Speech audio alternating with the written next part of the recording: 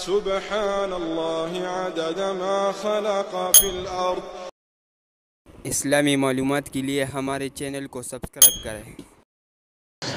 یا الله مونږ ټول نه راضي شي، الله زموږ د ټولو مشکلات حاجات ضروريات پوره ګرځولي کې په دې میاشتې و نیمه کې زموږ ډېر لوی لوی علما هغه وفات شو.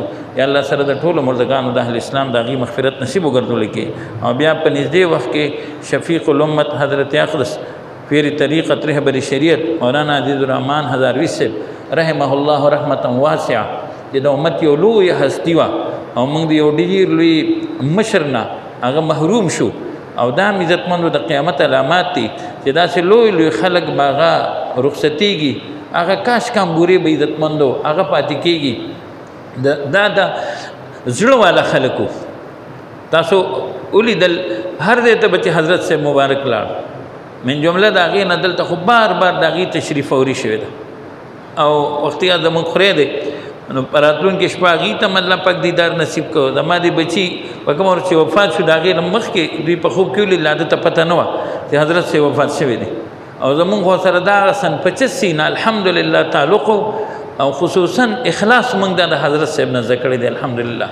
او یو بېلوسه د دین یو غلام الحمدلله او د هرې شعبې یو الحمدلله یو عظیم مجاهد او زما خو سره ډېر انتهایي نږدې نسبت پاتې شوی دی، نسبتونه پاتې شوي دي الحمدلله پټ او ښکاره. داسې وخت راغلی دی چې د 400 په مبارک کې موږ دوه کسې یو ځای روان وو عزتمندو بل به موږ سره څوک نو.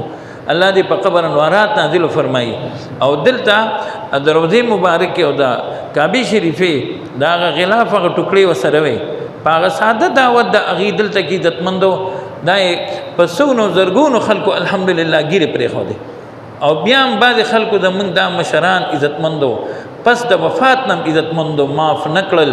دا زموږ د هغه مشرانو عزتمندو سعادت دی چې لکه امام ابو حنیفه رحمت الله علیه ته موږ وګورو څنګه چې په ژوند ورسره خلکو بغض ساتلی دی نو په مرګ ورسره ډېر خلک بغض ساتي او که نه ساتي عزتمندو. دغه کابر دی الله دې د هغې په قبور انوارات نازل کړي او حضرت صاحب الحمدلله یو ډېره لویه هستي وه خدای د هغې چې کم کمې راغې د خپل در نه هغه پوره وګرځولې کې ټول منتسبین او متعلقینو ته خدای صبر جمیل نصیب وګرځولې کې نور د مسلمانانو څونه پریشانۍ دي خدای دا ټوله ختمې کې دا د کورونا پریشاني خدای ختمه کړي. عزتمندو په دې شیدونو تبصرې مه کوئ الله ته بس رجوع پکار. انما اشکو بثي وحزني الى الله. د ټولو نه لوی نقصان زموږ د مدرسو د جماعتونو د تبلیغي جماعتو شو.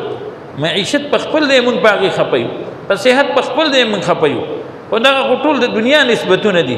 او عزتمندو زموږ روحاني اسپتالونه مدارس دي دا یې تاسو وکتل په دې حالاتو کې بجټ پیش شو او د څه دپاره اربو روپۍ هغه منظور شوې لیکن د یو مسجد دپاره 1 روپۍ مقرر شوې ده، د یو مدرسې دپاره مقرر شوې ده او نه موږ هغه پیسې لګو.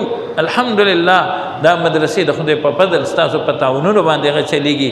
الله دا مدارس زموږ کولو کې دا څونه په تاریخ کې افسوسناکه خبره ده چې د سعودي نه علاوه د نورو ملکونو په حجاج کرامو باندې پابندي ولګېده. عزتمندو دې نه موږ کیل تماشه جوړه نه کړو، الله ته رجوع کړو.